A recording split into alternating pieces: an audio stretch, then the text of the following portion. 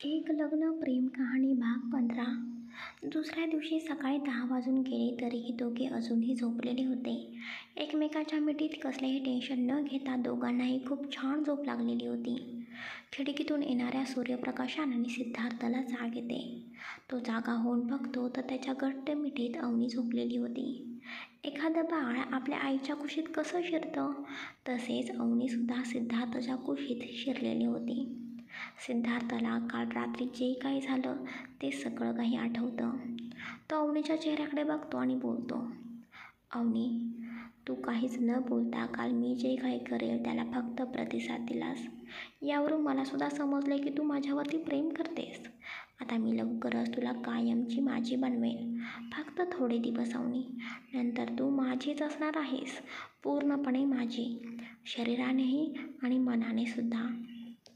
इकडे लगेचच अवनीलासुद्धा जाग येते. ती डोळे हळूहळू उघडत सिद्धार्थकडे बघू लागते. तर सिद्धार्थसुद्धा अवनीकडे बघत होता.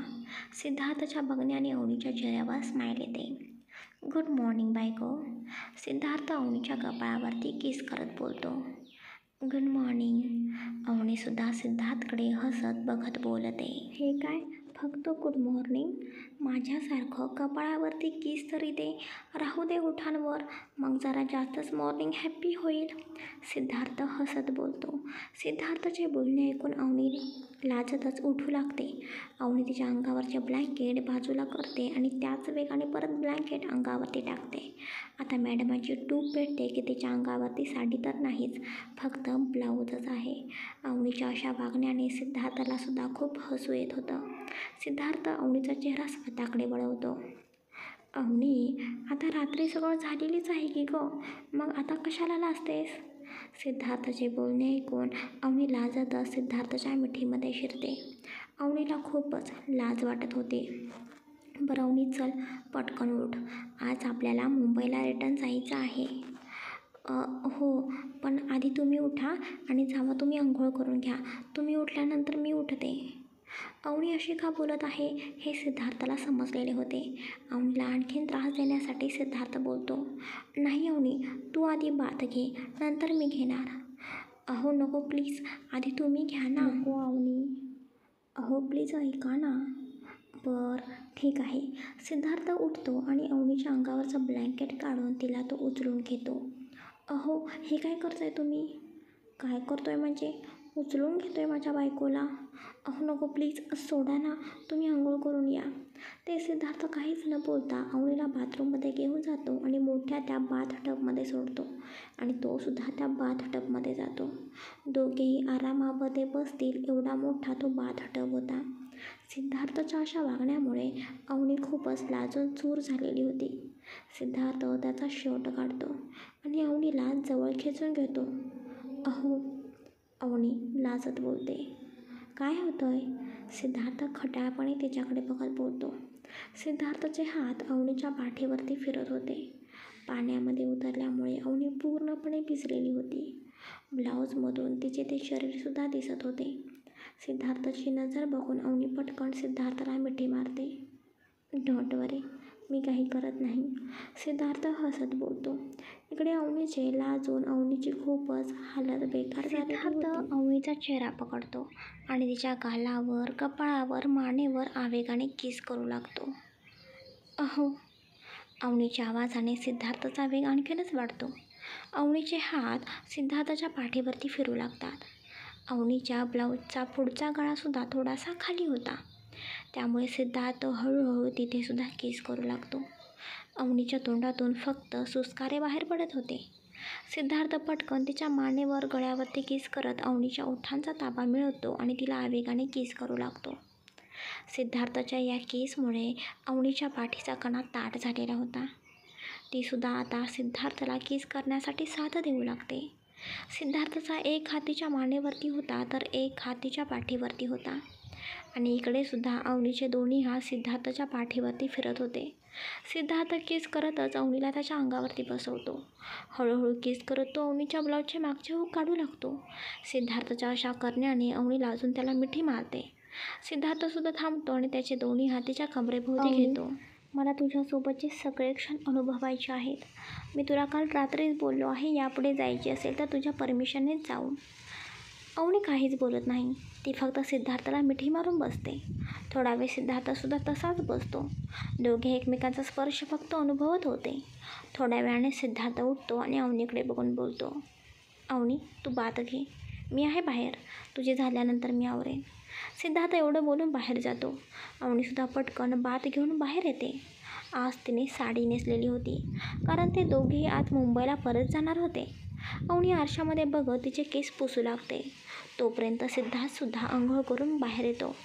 अवनीला असं साडीमध्ये बघून तो मागूनच अवनीला मिठी मारतो आणि बोलतो, किती वेळा सांगितले आहे, माझ्यासमोर साडी नको नेसत जाऊ, माझा कंट्रोल सुटतो. मुद्दाम नेसतेस का? सिद्धार्थ हळूच तिच्या उघड्या पोटांवरती बोट फिरवत बोलतो, अहो नाही, ते आपण मुंबईला जाणार आहोत ना म्हणून नेसली. सिद्धार्थ अवनीसमोर येतो आणि तिच्या मानेवरती पावडर लावू लागतो. अहो हे काय करताय तुम्ही? सिद्धार्थ अवनीला आरशामध्ये दाखवतो. हे बघ. अहो हे काय झाले? काय चावले मला मानेवरती? अवनी घाबरत विचारते. मी चावलोय, सिद्धार्थ हसत बोलतो. तुम्ही? अवनी मोठ्याने ओरडते. अगं वेडाबाई, मी तुझ्या मानेवरती किस केलं ना, त्यामुळे असे झालेले आहे. याला लव बॅट्स बोलतात. नीट दिसू नये असं काहीतरी कर, आणि नाही तर आपण तिकडे गेलो की निशा तुझं हे काय आहे म्हणून डोके खाईल. सिद्धार्थचे बोलणे ऐकून अवनी पटकन तिथे पावडर लावते, पण तिला ते छानसुद्धा वाटत होतं. शेवटी ती प्रेमाची निशाणीच होती असं वाटत होतं. दोघेही पटकन त्यांचं आवरतात आणि मुंबईला जायला निघतात. काही वेळातच ते मुंबईला पोहोचतात. सिद्धार्थ घरी लवकर पोहोचून ऑफिसमध्ये जातो, कारण इकडे जयसोबतसुद्धा ऑफिसमध्ये एका मोठ्या प्रोजेक्टवरती काम करायचे होते. खरं तर त्या प्रोजेक्टचे निम्मे काम विकीने पूर्ण केलेले होतेच, पण सिद्धार्थला सुद्धा सगळं काही स्वतःहून बघायचे होते आणि जयसुद्धा ऑफिसमध्ये येणार होता. इकडे अवनी सिद्धार्थ ऑफिसला गेल्यानंतर गुणगुणतच बॅगमधील कपडे काढू लागते. अवनीला असं गुणगुणत असताना बघून निशा रूममध्ये येते आणि बोलते, ओहो वहिनी, तुझ्या चेहऱ्यावरती खूपच जास्त ग्लो दिसत आहे. म्हणजे? अवनी काहीच न समजल्यासारखं निशाकडे बघून विचारते. अगं म्हणजे बघ ना, किती हसत आहेस, गाणे काय म्हणत आहेस. का गं निशू, आता मी गुणगुणायचे पण नाही का? अगं हो गं बहिणी, पण यामागे काहीतरी कारण असेलच ना. दिल्लीमध्ये काहीतरी घडलंच असेल की, बाहेरने काहीतरी केलंच असेल की. निशाचं हे बोलणं ऐकून अवनीच्या चेहऱ्यावरती स्माईल आलेली होती. वहिनी आता मला सांग ना पटकन, दादाने काय केले, कसा होता पहिला अनुभव? निशू तू पण ना खरंच खूप बोलू लागलेली आहेस. निशू कुठून शिकलीस गं तू असलं सगळं काही? वहिनी ते सगळं जाऊ दे गं, मी जे विचारत आहे ते सांग ना. मी दिलेल्या शॉर्ट ड्रेसचा बराच उपयोग झालेला असेल ना. निशू तू पण ना खरंच खूप वाईट आहेस, नको ते करत असतेस बघ. मला तसे कपडे घालायला खूप अनकम्फर्टेबल वाटत होते. मग गं वहिनी काय केलेस तू? तेच कपडे घातलेस की तशीच बसलीस? निशा हसत बोलते. निशू तू ना खरंच वेडी झाली आहेस याची मला खात्रीच वाटलेली आहे. ए बहिणी एवढं लाजू नकोस, पटकन सांग ना काय झाले, माझ्या दादाने काय केले? निशाचे बोलणे ऐकून अवनी लाजू लागते. तिला काय बोलावे तेच समजत नव्हते. कोणीतरी लाजतंय वाटतं, म्हणजेच नक्कीच काहीतरी घडलंय. समथिंग. नथिंग. निशू गप्प बस गं, आमच्यामध्ये तसं काहीच झाले नाही. ठीक आहे बहिणी, नको सांगूस, पण तुझ्या चेहऱ्यावर ही जी लाली पसरलेली आहे ना सिद्धार्थ नावाची, ती लगेच दिसत आहे बरं का. निशा हसतच बोलते आणि बाहेर निघून जाते. हे काय बोलत होती निशू, खरंच तसं काही समजतंय का? अवनी आरशासमोर उभी राहते आणि स्वतःचंच ऑब्झर्वेशन करू लागते. तिला कालपासून जे काही घडले ते आठवत होतं आणि ती स्वतःच्या मनाशीच हलकीशी हसत होती. पण पुढे काय घडणार आहे याची मात्र तिला अजिबात कल्पना नव्हती. इकडे सिद्धार्थ ऑफिसमध्ये पोहोचतो. जय आधीच ऑफिसमध्ये आलेला होता. सॉरी, माझ्यामुळे जास्तच तुला वाट बघावी लागली का? सिद्धार्थ आतमध्ये येत बोलतो. नाही रे सिद्धार्थ, मी पण आत्ताच आलेलो आहे. मग दिल्लीमधल्या प्रोजेक्टचे काम कसे झाले? जय सिद्धार्थकडे बघून विचारतो. खूप छान झाले बघ, मिस्टर बक्षींसोबत असताना कशाचंच टेन्शन नाही. सिद्धार्थसुद्धा हसतच बोलतो. ओके, मग आता आपल्या इथल्या प्रोजेक्टचे कामसुद्धा 99% झालेच आहे. पण सिद्धार्थ याची एक ॲडव्हर्टाइजमेंट आपल्याला करावी लागेल आणि त्यासाठी आपल्याला एका उत्तम मॉडेलची सुद्धा गरज आहे. जय बोलतो. हो जय, तू बोलत आहेस ते बरोबर आहे. आपल्याला लवकरात लवकर या प्रोजेक्टसाठी मॉडेल शोधली पाहिजे. सिद्धार्थसुद्धा बोलतो. सिद्धार्थ, मी असे ठरवले होते की आपला हा प्रोजेक्ट झालाच आहे. मग यासाठी आपण एक मोठी पार्टी ठेवूया आणि या पार्टीमध्ये आपण सगळ्या टॉप लेवलच्या मॉडेल्सनासुद्धा बोलवूया. मग तेव्हाच फायनल करून टाकूया कोण आपल्या प्रोजेक्टसाठी काम करेल ते. ग्रेट आयडिया जय. मग पार्टीची तयारी आपण आत्तापासूनच करायला पाहिजे ना. हो सिद्धार्थ, ऑलरेडी मी पार्टीच्या तयारीला सुरुवातसुद्धा केलेली आहे. अरे जय, हे तर मग भारीच झाले की. हो सिद्धार्थ, पण सिद्धार्थ मला सांग, अवनी कशी आहे? ती बरी तरी आहे ना? हो जय, डोंट वरी, ती एकदम छान आहे. सिद्धार्थ, किती दिवस झाले मी तिला भेटलोच नाही रे. तिला खूप भेटायची इच्छा आहे रे माझी. अरे जय, एवढंच ना. मग उद्या मी माझ्या पूर्ण फॅमिलीला पार्टीमध्ये घेऊन येईन. मग तेव्हाच तू अवनीला भेट ना. थँक्यू सिद्धार्थ, जय बोलतो. अरे यार, एवढं तर मी तुझ्यासाठी करू शकतो ना. ओके सिद्धार्थ, मग चल आपण उद्या भेटूया. तयार राहा उद्याच्या पार्टीसाठी. जय असं बोलतो आणि तिथून निघून जातो. काय मग सिद्धार्थ साहेब, असा चेहरा बरा खुललाय आज तुमचा. विकी सिद्धार्थला चिडवत बोलतो. अरे विकी, असं काही नाही. बास हो सिद्धार्थ, आता किती नाटके करशील. मला सांग, तू वहिनींना प्रपोज केलेले आहेस की नाहीस, आणि वहिनी काय बोलल्या? नाही रे विकी, अजून मी त्याला प्रपोज वगैरे काही केलं नाही. काय यार सिद्धार्थ, दिल्लीमध्ये प्रपोज करायचे होतेस ना तू वहिनींना. तुम्हा दोघांना तेवढाच टाईम मिळाला असता. तुम्हा दोघांना डिस्टर्ब करायलासुद्धा तिथे कोणी नव्हते. विकी हसत बोलतो. हो रे विकी, प्रपोज तर करायचेच आहे, पण त्याच्यासाठी ना काहीतरी मला खास प्लॅनिंग करायची आहे रे. एवढंच ना सिद्धार्थ, मग उद्या आपण एवढी मोठी पार्टी अरेंज करणारच आहोत की. मग पार्टीमध्येच तू कर ना वहिनींना प्रपोज. हो रे विकी, ही आयडिया भारी आहे. मी आत्ताच तयारीला लागतो. सिद्धार्थ बोलतो. हो हो, लाग, पटकन तयारीला लाग. आणि लवकर सिद्धार्थ मला काकासुद्धा बनव बरं का. विकी यार तू पण ना. सिद्धार्थ लाजतच केसांवरती हात फिरवत बोलतो. आई शपथ, चक्क सिद्धार्थ देशमुख लाजत आहे. घबरे विकी, बाद झाला फालतूपणा, मला कामं करू दे. हो हो हो, आता माझी काय गरज आहे ना. वहिनी आहे आता तुझ्या आयुष्यात. विकीचे बोलणे ऐकून सिद्धार्थ रागाने बघतो तसा विकी पटकन बाहेर निघून जातो. तिकडे अवनी खूप दिवस झाले अंजलीला भेटलीच गेली नव्हती. त्यामुळे ती आज अंजलीच्या घरी अंजलीला भेटायला जाते. अवनी तू? अंजली आश्चर्याने बोलते. हो, तुला तर माझी आठवण येत नाही ना, म्हणून मी चाले भेटायला. अवनी आतमध्ये जात बोलते.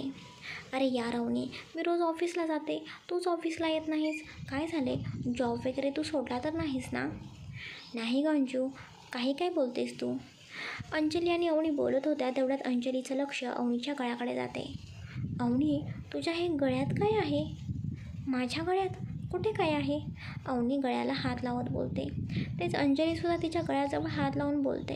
हे काय आहे? बापरे, अशी कशी मी मंगळसूत्र काढायचे आज विसरले. आता मी या अंजूला काय सांगू. अवनी मनातच मंगळसूत्राला हात लावून विचार करू लागते. तेच अवनीला असा गप्प असलेलं बघून अंजली थोड्या रागातच बोलते. काय झाले अवनी, गप्प का आहेस? तू लग्न केलेस आणि मला सांगितलेसुद्धा नाहीस. अगं नाही ग अंजू, तसं काही नाही. तू प्लीज मला समजून घे ना. अवनी प्लीज यार, आता तू खोटे नको बोलूस. मला थोडी कल्पना आलेली आहे, पण मला आता सगळं काही तुझ्याकडून खरं ऐकायचं आहे. बरं ठीक आहे, मी तुला सगळं काही खरं सांगते. फक्त तू मला एक प्रॉमिस कर, यातली तू कोणतीच गोष्ट कोणाला सांगणार नाहीस. मी नाही कोणाला सांगत. अंजू, माझ्या आणि सिद्धार्थ सरांचे लग्न झालेले आहे. काय? कधी? अंजली आश्चर्याने बोलते. एवढी का ओरडतेस? आत्ताच तर बोललीस ना तुला सगळं काही माहिती आहे, फक्त माझ्याकडून ऐकायचं आहे. अगं अवनी, ते तर तुझ्याकडून खरं ऐकायला बोलले मी, पण ते जाऊ दे. मला सांग, हे कधी झाले? अंजलीचे बोलणे ऐकून अवनी तिच्या लग्नापासून आत्तापर्यंत जे काही झालं ते सगळं काही सांगते. ओ माय गॉड, हे सगळं किती विचित्र आहे. अवनी, तू खूप काही केलेलं आहेस गं. हो, बाबांसाठी करावे लागले गं. मग अवनी, आता तुझं सिद्धार्थ सरांवरती प्रेम आहे का? आता मात्र अवनी गप्पच बसते. अवनी, मी काय विचारत आहे सांग ना. हो, माझं यांच्यावरती खूप प्रेम आहे. आणि सिद्धार्थ सरांचे? ते नाही का मला माहिती, कधी कधी वाटतं ते माझ्यावरती प्रेम करतात, तर कधी कधी वाटतं नाहीत करत. पण एवढं नक्की ते खूप बदललेले आहेत. आधी माझा चेहरासुद्धा त्यांना बघायची इच्छा नव्हती, पण आता तसे काही नाही. नीट बोलत असतात ग माझ्याशी. ते सगळं आहेच ग, पण मला सांग, अंतरा परत आली तर? तुला खरं सांगू, मलासुद्धा हीच भीती वाटते ग. अंतरा परत आली की हे अंतरासोबत जातील, मग मला ते घर सोडावं लागेल. सिद्धार्थ सरांसोबत झालेलं आहे, अंतराचं नाही. हो अंजू, पण त्यावेळी ऑप्शन नव्हता त्यामुळे झाले. पण यांचे प्रेम तर अंतरावरती आहे ना. अवनी, ते काय मला माहिती नाही. जर अंतरा आली तर तू त्या घरी सोडायचं नाहीस, कारण त्या घरची खरी सून तू आहेस, अंतरा नाही. अंतराने कधी घरच्यांचा विचार केला का? तिला वाटेल तेव्हा ती येईल, तिला वाटेल तेव्हा ती जाईल. हा काय खेळ आहे का? जर अंतरा परत आली तर तू तुझा हक्क दाखव. सिद्धार्थला डिवोर्स देऊ नकोस. अंजू, मी असं कसं करू शकते ग? मी असं नाही करू शकत. हे अंतरासोबत खुश असते तर मी यांच्या आयुष्यात राहून काय करू? आणि समज मी राहिलीच त्यांच्या आयुष्यात जबरदस्तीने, तर आम्ही तिघे अजिबात खुश नसणार. हे कधीच मला बायकोची जागा देऊ शकणार नाहीत. जबरदस्ती प्रेम मला मिळवायचे नाही ग. जे आपलं असतं ना ते कितीही तोडायचा प्रयत्न केला तरी आपलंच राहतं, आणि जे आपलं नसतं ते कितीही जोडायचा प्रयत्न केला तरी तुटतं. त्यामुळे मला त्यांच्या आयुष्यात जबरदस्तीने नाही राहायचं. ते खुश असू देत, एवढंच माझ्यासाठी महत्त्वाचे आहे. अवनी, खरंच तू खूप मोठ्या मनाची आहेस बघ. अवनी तिचे डोळे पुसते आणि बोलते, बरं ते जाऊ दे, तुझं काय चाललं आहे? मी निवांतच असते. अशाच वेळी दोघेजण गप्पा मारतात. त्यानंतर अवनी घरी निघून जाते. इकडे सगळेजण हॉलमध्ये गप्पा मारत बसलेले होते. तोपर्यंत सिद्धार्थ घरी येतो. मॉम, डॅड, एक गुड न्यूज आहे. काय झालं सिद्धार्थ? विक्रम विचारतात. डॅड, मी आणि जय दोघांनी मिळून एक प्रोजेक्ट केला आहे आणि तो फायनली सक्सेसफुल होत आहे. फक्त त्या प्रोजेक्टसाठी आपल्याला ॲडव्हर्टाइजमेंट करायची आहे, आणि त्या ॲडव्हर्टाइजमेंटसाठी एक मॉडेलची गरज आहे. सिद्धार्थ, हे तुझ्यासाठी सोपेच काम आहे. तू तुझी माणसे कामाला लावून मॉडेल शोधू शकतोस. हो डॅड, पण प्रोजेक्टसाठी आम्ही उद्या एक मोठी पार्टी अरेंज केलेली आहे, आणि या पार्टीमध्ये आपण सगळ्यांनी जायचं आहे. त्यामुळे उद्या रात्री सगळेजण या पार्टीसाठी तयार राहा. भाई, उद्या पार्टी? निशा बाहेर येत बोलते. हो निशा, उद्या पार्टी आहे, आणि आम्ही उद्या या पार्टीमध्ये टॉप मॉडेल बोलवणार आहोत. त्यातच आपण एक फंक्शन ठेवू. त्यामध्ये ठरवूया कोणती मॉडेल आपल्या प्रोजेक्टसाठी काम करेल ते. हो सिद्धार्थ, ही आयडिया खूप छान आहे. मलासुद्धा ही आयडिया खूप आवडली. थँक्यू डॅड, मी फ्रेश होऊन येतो. सिद्धार्थ बोलतो आणि त्याच्या रूममध्ये निघून जातो. सगळेजण पार्टीबद्दल बोलू लागतात. पार्टीसाठी सगळेजण खूप एक्सायटेड होते. तिकडे सिद्धार्थसुद्धा खूप एक्सायटेड होता, कारण तो उद्या अवनीला प्रपोज करणार होता. सिद्धार्थ रूममध्ये जाऊन फ्रेश होतो. तोपर्यंत अवनीसुद्धा सिद्धार्थासाठी कॉफी घेऊन रूममध्ये येते आणि बोलते, अहो, ते मला थोडं बोलायचं होतं. हां बोल ना, काय झालं? अहो, मी असं म्हणत होते की मी उद्या पार्टीसाठी नाही आले तर चालेल का? का? काय झालं? सिद्धार्थ थोड्या रागानेच बोलतो. म्हणजे मी कधी एवढ्या मोठ्या पार्टीसाठी गेलेली नाही ना. खूप मोठमोठे लोक येत असतात ना तिथे, त्यामुळे मी नाही येत. अवनी, तुला उद्या पार्टीसाठी यावंच लागेल. पार्टी खूप महत्त्वाची आहे, आणि त्याचबरोबर त्या पार्टीमध्ये तुझ्यासाठी एक छान सरप्राईजसुद्धा आहे. सरप्राईज? हो, सरप्राईज. तुझं आयुष्य बदलून टाकेल असं एक सरप्राईज आहे. आय होप तुला ते सरप्राईज खूप आवडेल. अवनीलासुद्धा समजत नव्हते नक्की सरप्राईज काय आहे, पण तीसुद्धा आता खूप एक्सायटेड होती. सरप्राईज बघण्यासाठी अशीच रात्र निघून जाते. दुसऱ्या दिवशी सिद्धार्थ थोडं पार्टीचं आवरण्यासाठी लवकरच ऑफिसला निघून जातो. पार्टीचा गोंधळ चालला होता. काय कपडे घालायचे, काय करायचे, कोणाला काही समजत नव्हते. ए वहिनी, तू काय घालणार आहेस? निशू, मला काही समजत नाही ग. माझ्याकडे असे फंक्शन ड्रेसेस नाहीत. वहिनी, मी माझ्याजवळचा कोणता ड्रेस तुला देऊ का? शॉर्ट ड्रेस देऊ का? तो ट्राय कर ना. नको गं बाई, सगळे तुझे ड्रेस शॉर्टच असतात. तुझं ऐकून एकदा मी बघितलं आहे काय होते ते. आता मी ठरवते. एखादी साडी नेसणार आहे मी. काय यार वहिनी, तू पार्टीमध्ये साडी नेसणार? हो, मी साडीच नेसेन. मला साडीमध्ये जास्त कम्फर्टेबल वाटतं, तेच मी करेन. ओके बहिणी, ठीक आहे, आवर. मग मी सुद्धा आवरते, आणि तू सुद्धा आवरून लवकर बाहेर ये. बाईला लेट झालेला आवडत नाही बरं का. निशा बोलते आणि ती तिच्या रूममध्ये निघून जाते. अवनी निशाला साडी नेसून बोलली होती खरी, पण आता तिला खरंच काही समजत नव्हतं नक्की काय घालावे. तोपर्यंत तिच्या रूमचा दरवाजा वाजतो. अवनी रूमचा दरवाजा उघडून बघते तर बाहेर कोणीतरी माणूस होता, आणि त्याच्या हातामध्ये एक पिशवी होती. अवनी मॅडम, तुम्हीच आहात ना? हो, मीच अवनी. मॅम, हे तुमच्यासाठी सरांनी दिलेलं आहे. सरांनी? कोणत्या सरांनी? सॉरी मॅम, हे मी नाही सांगू शकत. तुम्ही घ्या आणि बघा. ती व्यक्ती अवनीच्या हातात पिशवी देऊन बाहेर निघून जाते. अवनी त्या पिशवीमधील एक बॉक्स ओपन करते. त्यामध्ये एक सुंदर ड्रेस होता. अवनीला तो ड्रेस खूप आवडतो. त्यात एक चिठ्ठीसुद्धा होती. अवनी ती चिठ्ठी ओपन करून वाचू लागते. डिअर बायको, हा ड्रेस तुझ्यासाठी. आजच्या पार्टीसाठी तू हा ड्रेस घालून ये. या ड्रेसमध्ये तुला बघायला माझे डोळे तरसलेले आहेत. तुझाच सिद्धार्थ. ती चिठ्ठी वाचून अवनीच्या चेहऱ्यावरती एक मोठी स्माईल आलेली होती. अवनी पटकन तो ड्रेस ट्राय करते. तिलासुद्धा तो ड्रेस खूपच आवडलेला होता. इकडे सिद्धार्थसुद्धा अवनीला सरप्राईज देण्यासाठी खूप तयारी करत होता. त्याने एक हॉटेलची सेपरेट रूम स्वतः सजवलेली होती. हॉटेलमधल्या लोकांची मदत घेऊन त्याने खूप छान अरेंजमेंटसुद्धा केलेली होती. कधी एकदा संध्याकाळ होते आणि तो अवनीला प्रपोज करतोय असं सिद्धार्थला झालेलं होतं. खरं तर 99% सिद्धार्थला माहिती होते अवनीचे प्रपोज केल्यानंतर उत्तर काय असणार आहे. तरीही त्याला त्याच्या मनातलं सगळं काही सांगायचं होतं. हळूहळू सगळी सिद्धार्थाची तयारी झालेली होती. संध्याकाळ होत चाललेली होती. सिद्धार्थ हॉटेलमध्ये पटकन त्याचा आवडतो. चला गाईस, आजचा भाग कसा वाटला नक्की भरभरून कमेंट्स करून सांगा. आता पुढच्या भागामध्ये 2 नवीन ट्विस्ट येणार आहेत. त्यामुळे या कथेला एक नवीन वळण मिळणार आहे. आता बघूया हे 2 ट्विस्ट काय आहेत आणि आपला सिद्धार्थ आपल्या अवनीला कसं प्रपोज करतो, त्याच्या मनातल्या फिलिंग कशा व्यक्त करतो. मग तुम्हाला या कथेबद्दल काय वाटतं नक्कीच भरभरून कमेंट्स करून सांगा. आणि गाईज, असं नका बोलू की पुढचा पार्ट लवकर टाका. गाईज, तुम्हाला तर माहिती आहे रोज मी पार्ट टाकतच असते. त्यामुळे त्या व्यतिरिक्तसुद्धा प्लीज कमेंट्स करत जावा. तुमच्या कमेंट्समुळे खरंच एक लिहायची ताकद मिळते, प्रोत्साहन मिळतं, प्रेरणा मिळत असते. त्यामुळे प्लीज भरभरून कमेंट्स करत जावा. पण उद्या भाग लवकर टाका ही कमेंट्स सोडून प्लीज. गाईज, आता आपण उद्याच्या भागात लवकरच भेटू. Bye, take care.